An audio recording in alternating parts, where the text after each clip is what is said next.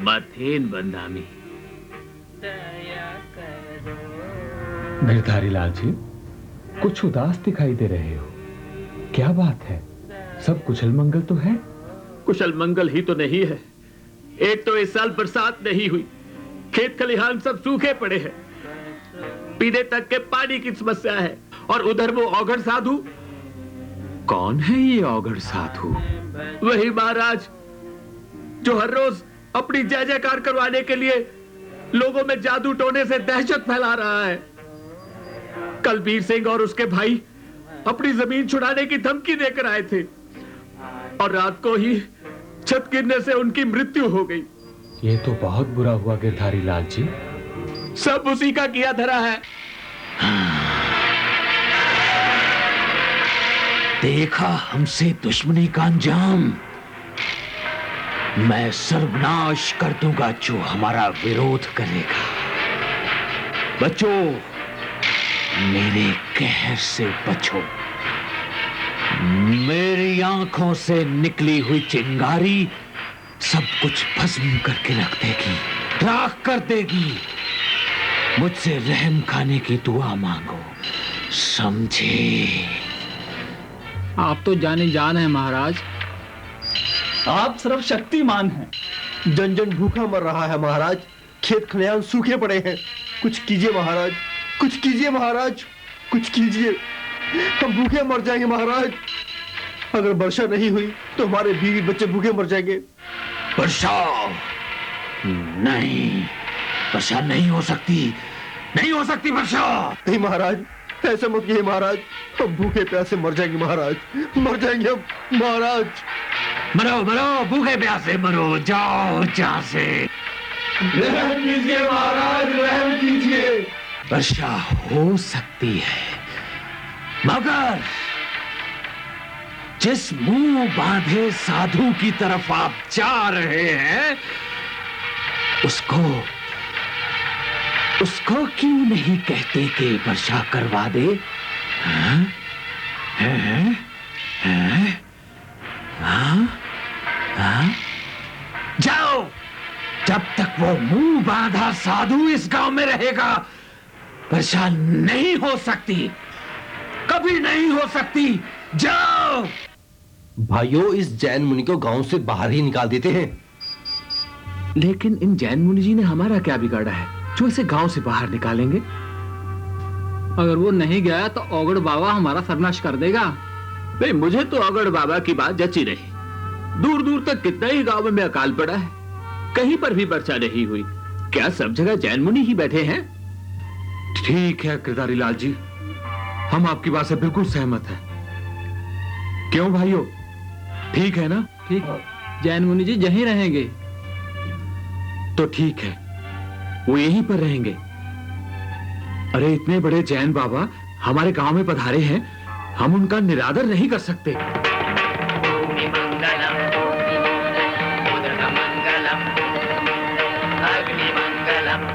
मथेन बंदामी। महाराज, आप उधर मेरे साथ चलिए। कथा का समय हो गया है, सेवक आप श्री का इंतजार कर रहे हैं। गिरधारी लाल जी, लगता है आज बारिश होगी, इसलिए सभी को यहीं बुलवा लेते हैं। आज प्रवचन यहीं करेंगे। जैसी आप श्री की आज्ञा।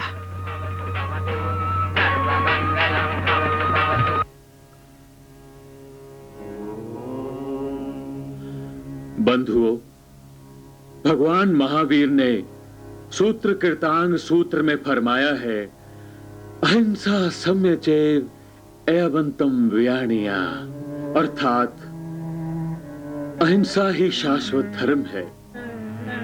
मानवता की आधारशिला, मानवता का उज्जवल प्रतीक है।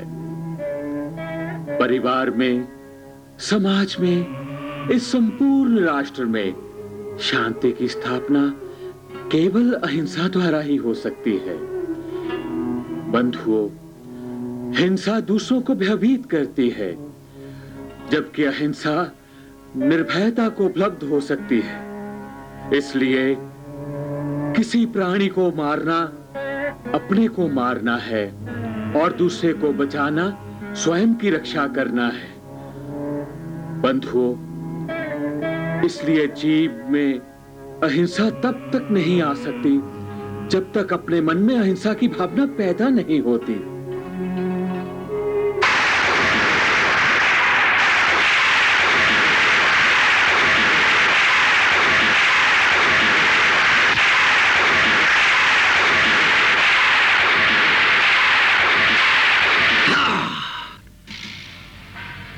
उस मुंह बांधे जैन मुनि ने मुझसे टकराने की हिम्मत की है। वो मेरी शक्ति से वाकिफ नहीं है। महाकाल हूं मैं, महाकाल। मैं जब जमीन पर चलता हूं ना, तो ये जमीन थरथराने लगती है और आकाश कांपने लगता है। मैं रिद्धि सिद्धि का मालिक हूं। मैं काली का उपासक हूं। मैं उस जैन मुनि से बदला लेकर रहूंगा। उसने मेरी ताकत को, इस काली के उपासक को ललकारा है। आज मैं उसे बता दूंगा। आज मैं उस मुंह पट्टी वाले जैन मुनि को बता दूंगा कि मुझसे दुश्मनी का अंजाम क्या होगा।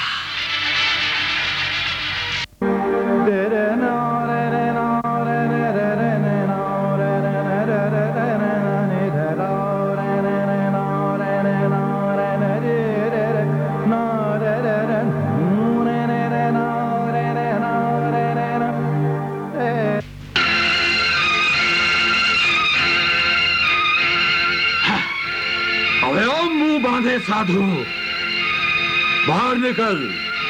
तू अपने आप को बहुत समझदार समझता है ना? आज बाबा तेरे दर के पास आ गए हैं। बाहर निकल। ओ जैन साधु।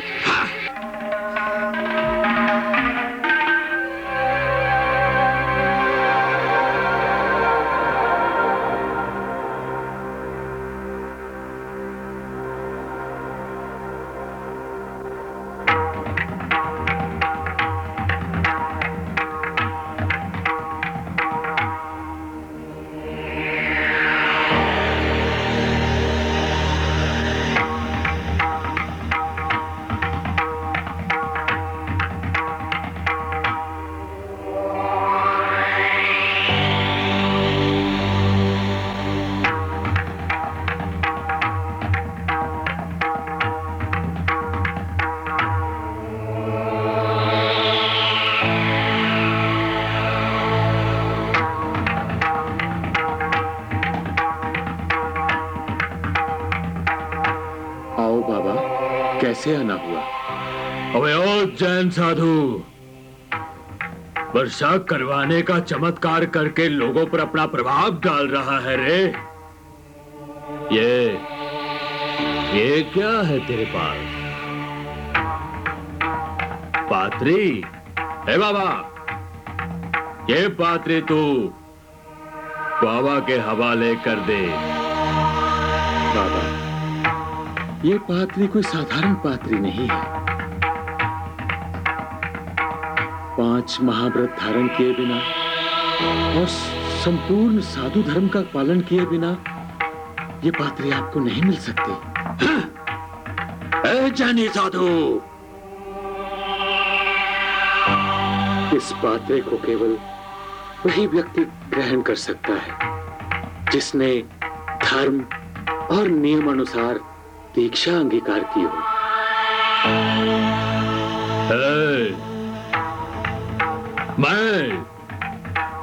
मैं तेरे से ज्यादा बड़ा तपस्वी हूं। देवों का देव और दानवों का दानव हूं मैं। समझे तुम? तुझे तुझे ये पात्री मुझे ना देने का अंजाम भुगतना पड़ेगा। तू मेरे क्रोध की ज्वाला को जानता नहीं है रे, नहीं जानता। हे जिनेंद्र, ये मानव बुद्धि से भटक गया है, इसका मार्गदर्शन करो। जा, देख लूंगा तुझे मैं।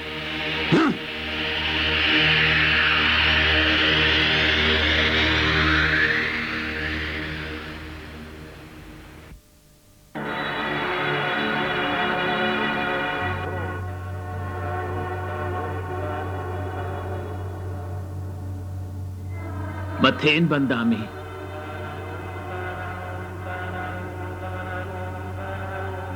मुनिवर, ये सब कुछ अच्छा नहीं हुआ।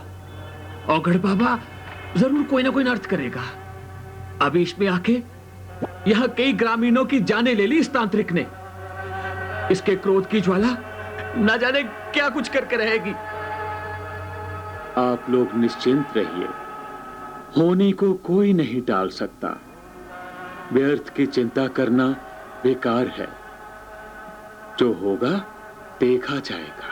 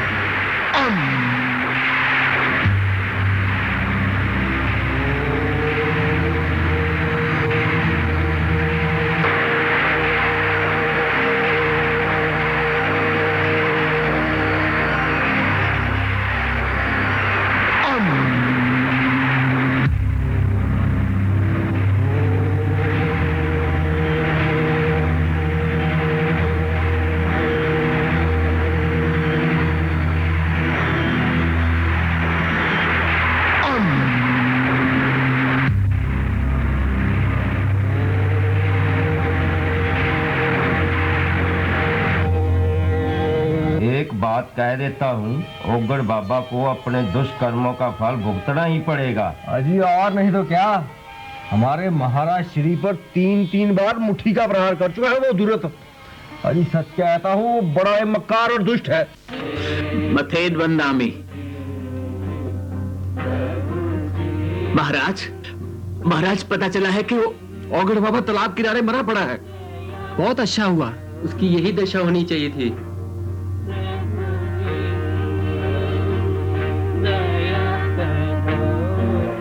नहीं भाई, ऐसा नहीं कहते। संसार में कोई भी बुरा नहीं होता, कभी कभी मनुष्य भटक जाता है। महाराज, आपके शुभ चिंतन और प्रवचनों ने हमारी काया ही पलट दी है, और हम सबके मन में आपके प्रति श्रद्धा का इतना भाव उमड़ रहा है कि आपके जाने के गम में हम सभी की आंखें नम हो गई है। महाराज, गांव में पुनः पधारने की कृपा करना।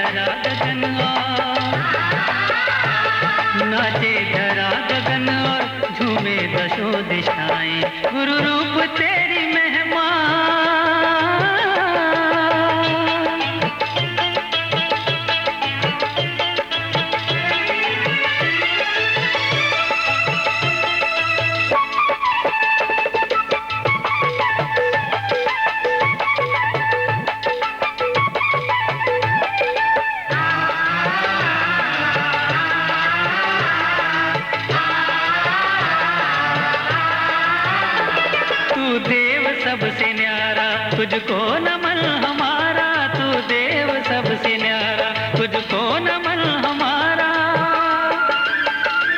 लाई है तेरे द्वारे दर्शन की कामनाएं, दर्शन की कामनाएं। गुरु रूप तेरी महिमा तारे गगन के गाएं, गुरु रूप तेरी महिमा तारे गगन के गाएं। नाचे धरा गगन और नाचे धरा गगन और झूमे दशों दिशाएं। गुरु रूप तेरी महिमा।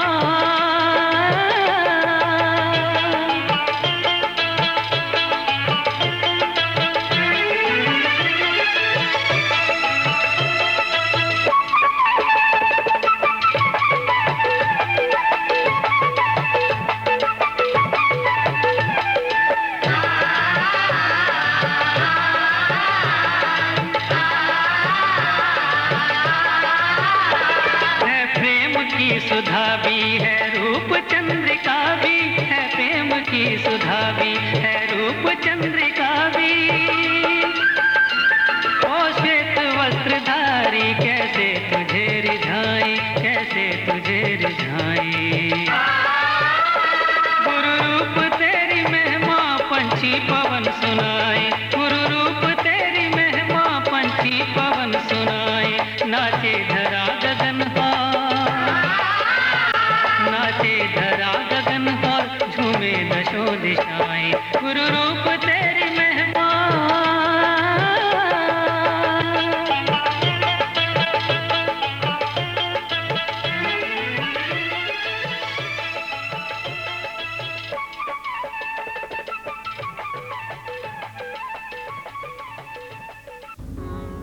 आपकी लोकप्रियता दिन ब दिन बढ़ती गई और इस तरह गांव-गांव भ्रमण करते हुए आप जींद पधारे। यहाँ श्री 1008 पूज्य रामचंद्र जी महाराज वृद्धावस्था के कारण अधिकतर ज्वर पीड़ित रहते थे। आप अपना अधिकतर समय पूज्य श्री जी की सेवा में ही लगाते और कुछ ही दिनों में पूज्य जी के स्वास्थ्य में काफी सुधार आ गया। जींद छोड़ने से पहले आप पूज्य श्री जी का आशीर्वाद लेने के लिए उनके पास पहुंचे।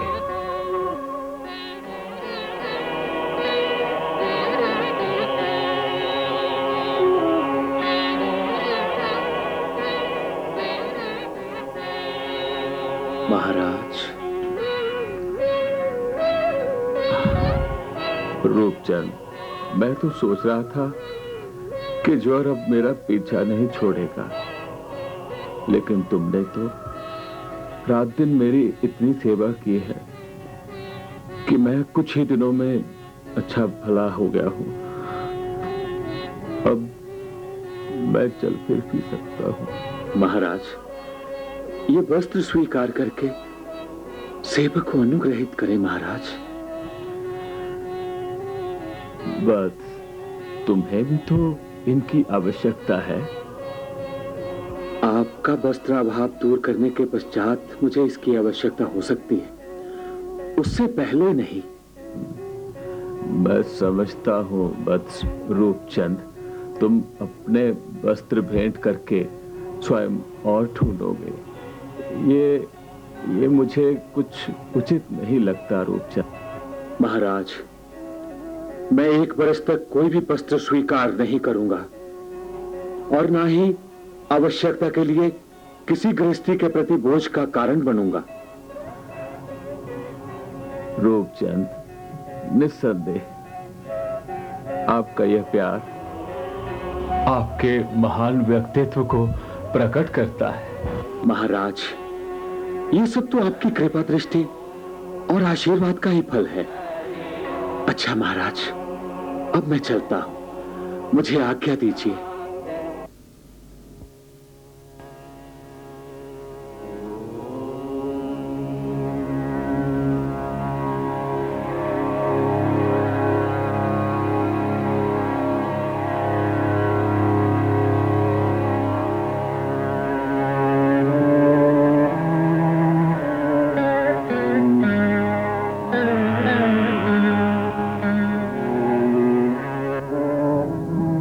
महाराज, आपसे एक प्रार्थना है।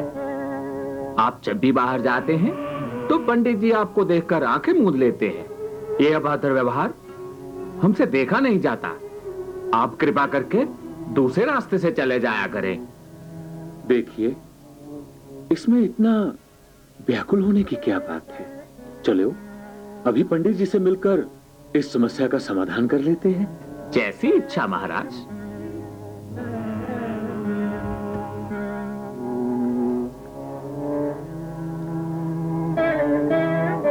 राम राम पंडित जी।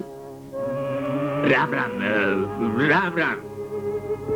क्या बात है पंडित जी, आपके इस रूखे व्यवहार का क्या कारण है? मेरे धर्म में ऐसा है कि जैन मुनि दर्शन की आज्ञा नहीं है, उसे अपशकुन समझा जाता है। तो कृपया यह बताइए कि आपके धर्म में ब्राह्मण के दर्शन का क्या महत्व है? कार्य सिद्धि और जीवन कल्याण। तब तो आपसे मिलकर मुझे बहुत ही आनंद और लाभ प्राप्त होगा पंडित जी। हाँ हाँ, क्यों नहीं। और फिर मेरे दृष्टिगोचर होने से आपकी क्या मनोदशा होगी? ये क्या?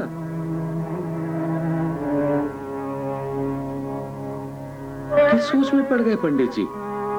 क्या आप मुझे अपने दर्शन देकर शुभ कार्य और कल्याण का अवसर प्रदान नहीं करेंगे क्या? क्षमा कीजिए मुनिवर, अब मेरी समझ में आया। मनुष्य जैसा सोचता है वैसा ही होता है। अपने अपने भाग की बात तो मैं भूल ही गया था। मुझे क्षमा कीजिए, मुझे क्षमा कीजिए।